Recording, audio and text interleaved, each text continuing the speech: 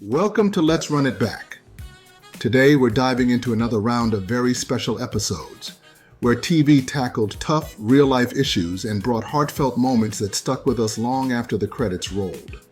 From family dramas to unexpected lessons, these episodes hit hard while still delivering the charm and humor we love.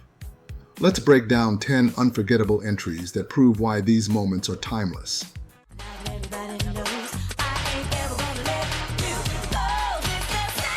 Sister model Tia. Tia chats online with a man named Varric Dalton, who claims to be a famous fashion photographer. Tamara, excited about the opportunity, sends Tia's picture to him, and he responds positively. Against their parents' orders, Tamara pretends to be Tia and goes to a photo session. When Tia discovers this, she rushes to stop her. Varric takes pictures of Tamara but becomes inappropriate, asking her to change into a skimpy bikini. Tia arrives, and Varric reveals himself as a fraud targeting girls online. Meanwhile, their parents, Ray and Lisa, learn the truth from Roger and rush to Varric's place. Lisa and Ray arrive just in time to stop Varric, with Ray knocking him out before the police arrest him. Back home, Ray scolds Tamara for disobeying him, and Tia takes responsibility for chatting with the imposter. As punishment, their computer is confiscated, and the twins promise to be more careful. Later, a man claiming to be Montel Jordan asks for help at their door, but the skeptical twins dismiss him, believing he's another scammer. As the real Montel walks away confused, Tamara smugly remarks, "How stupid do people think we really are?"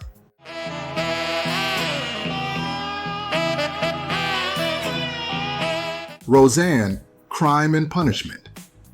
Roseanne notices Jackie acting strangely, but the reason becomes clear when Darlene discovers bruises on Jackie's back after bursting into the bathroom. Jackie tearfully admits her boyfriend Fisher has been hitting her, blaming herself for his behavior.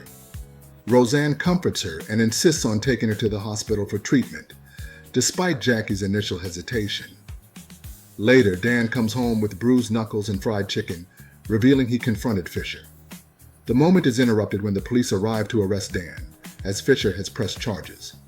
Roseanne jokingly sticks a piece of chicken in his mouth as he's taken away, promising to bail him out. The episode blends humor and drama, tackling the serious issue of domestic violence with the Connors' trademark resilience.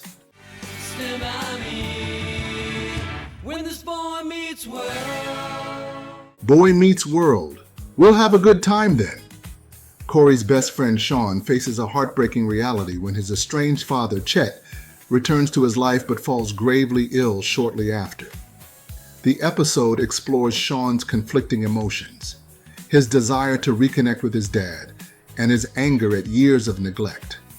When Chet passes away, Sean is left grappling with grief and the unresolved feelings that come with it. The Matthews family steps in to offer their love and support during Sean's darkest moment.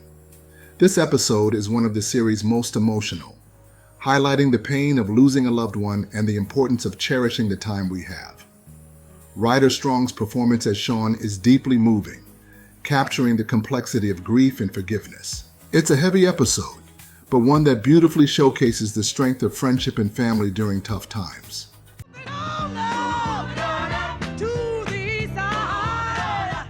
The Jeffersons. Sorry, wrong meeting. When a crime wave hits Manhattan, Tom decides to hold a meeting with the tenants to address safety concerns, inviting George and Harry to join him. However, the meeting takes a shocking turn when they realize it's actually a Ku Klux Klan rally led by Herbert Purcell. George, unwilling to back down, engages in a heated exchange with Herbert. In the midst of their confrontation, Herbert suffers a heart attack, and George steps in to save his life using CPR. This selfless act leaves Herbert's son Dwayne questioning his father's hateful beliefs. Inspired by George's actions, Dwayne begins to reevaluate his own views on race and prejudice. Despite George's life-saving efforts, Herbert shows no gratitude, instead doubling down on his racist mindset. George uses the opportunity to address the group, calling out the futility of trying to change people like Herbert, who cling to their prejudice even in the face of humanity and compassion. The other tenants, disgusted by Herbert's behavior and moved by George's courage, join Dwayne in walking out of the meeting, leaving Herbert and his followers isolated. The episode ends on a powerful note, highlighting both the persistence of bigotry and the hope for change in the next generation. Facts of life are all about you. The Facts of Life. Fear Strikes Back. In this powerful episode of The Facts of Life, the girls prepare for a movie festival at Bates Academy, dressing as their favorite actors for a chance to win tickets to a Bruce Springsteen concert. While the excitement builds, Mrs. Garrett warns them about a recent rape on campus, leaving Blair uncomfortable and eager to avoid the topic. Despite safety precautions, including a self-defense class, the girls attend the festival, but the night ends in shock when Natalie returns, distraught and revealing she was attacked. Mrs. Garrett consoles her as she begins to process the traumatic event. In the days that follow, Natalie struggles with fear and even declines Blair's offer of Springsteen tickets. Mrs. Garrett encourages her to face her fear and consider the self-defense class. Watching the class, Natalie sees Joe excel, Tootie struggle, and Blair refuse to participate. Mrs. Garrett surprises everyone with her own impressive moves, inspiring the girls. Initially reluctant, Natalie begins to engage when the instructor asks her to help analyze mistakes. With Mrs. Garrett's support, Natalie decides to join the class, taking an important step toward regaining her confidence. He's a smart guy. Smart Guy, Strangers on the Net. In Smart Guy, Strangers on the Net, TJ wants to buy a bootleg game from a man named Marky 412, who he meets through his friend Karen. Although TJ is initially hesitant, he's pressured into the purchase when Marky 412 offers a cheaper version of Starship Doctor. When they meet at Dog Burger, TJ realizes Marky 412 is an adult, which raises some concerns, but he brushes it off when the man shows them the games they want. Marky 412 warns them to keep quiet about the illegal nature of the games, which further raises red flags. Later, Marky 412 invites TJ and Karen to his house to try a new virtual reality game, but he suggests they change into swimsuits, then even asks them to wear only their underwear. Realizing something is wrong, TJ leaves with Karen. After confiding in his dad, TJ helps the police uncover that Marky 412 is an ex-con with a history of similar crimes. TJ's actions help protect others, and his father commends him for trusting his instincts and speaking up when things didn't feel right.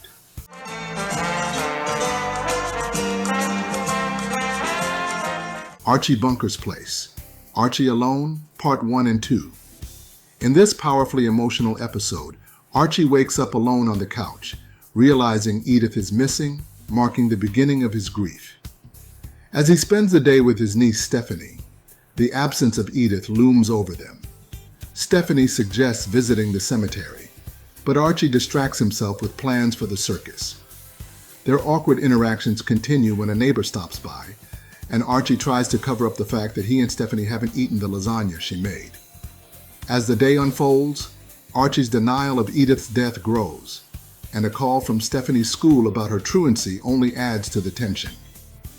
Later, Archie's refusal to accept Edith's passing becomes more apparent as he interacts with others, including a visit from an insurance agent. The weight of grief is also affecting Stephanie, who feels uncomfortable talking to Archie about Edith. Through conversations with friends and a counselor, Archie starts to face his emotions. In a tender moment, he breaks down in Edith's empty bedroom, regretting that he didn't get a chance to say goodbye. The episode ends with Archie agreeing to visit the cemetery with Stephanie, marking the beginning of their healing process. Tricks on the china, never mattered before. Who cares? Mr. Belvedere, the counselor. In The Counselor, Wesley Owens, the youngest member of the Owens family, faces inappropriate behavior from a seemingly trustworthy summer camp counselor. The episode makes a smart choice by portraying the predator as a charming professional figure, breaking away from the typical creepy stereotype. The counselor's mild touch on Wesley's shoulders is enough to unsettle him, prompting Wesley to quickly find an excuse to leave and confide in his parents. Wesley's parents believe him immediately and take swift action to report the incident.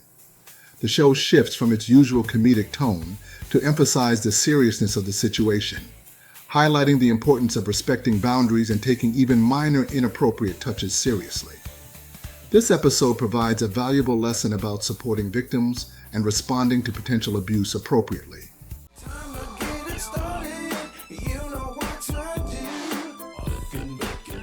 The Jamie Foxx Show, The After School Special. In the Jamie Foxx Show episode, The After School Special, Jamie takes on the role of a mentor to a troubled young boy named Nelson, who is struggling to deal with a school bully. Nelson confides in Jamie about his fear and frustration, revealing that he plans to bring a gun to school to scare off the bully. Alarmed by the gravity of the situation, Jamie tries to connect with Nelson on a personal level, sharing advice and experiences to help him understand that violence is not the answer.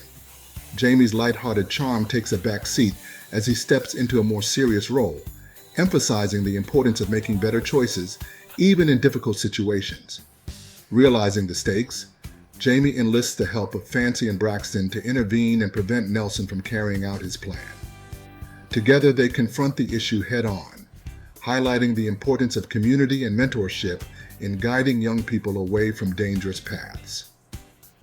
The episode delivers a powerful message about the consequences of violence and the value of seeking help, showing how love, support, and understanding can make a critical difference in someone's life.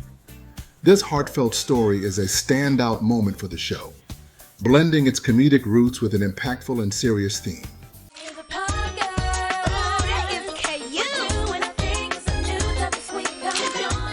The Parkers' She's Positive. In this powerful and thought-provoking episode of The Parkers, T befriends a woman and later discovers that she is HIV positive.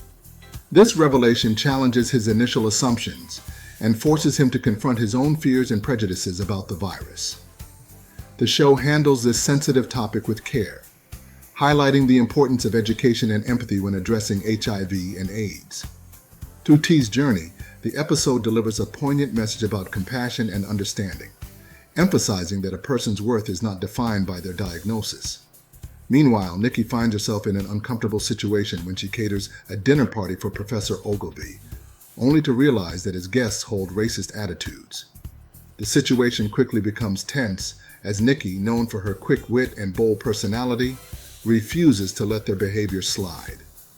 This subplot provides a sharp critique of prejudice and discrimination, showcasing Nikki's strength and resolve in standing up for what's right. Together, these storylines blend humor with impactful social commentary, making it one of the show's most memorable episodes. These episodes remind us of the power of television to educate, inspire, and create meaningful conversations. From family dynamics to societal issues, these stories tackle tough topics with heart, humor, and honesty. Let us know in the comments which of these episodes left a lasting impression on you. Before we go, let me give a special thank you to our Throwback Influencer members, Mary Jarrell, Jeremy Bowen, and Revan Lockhart.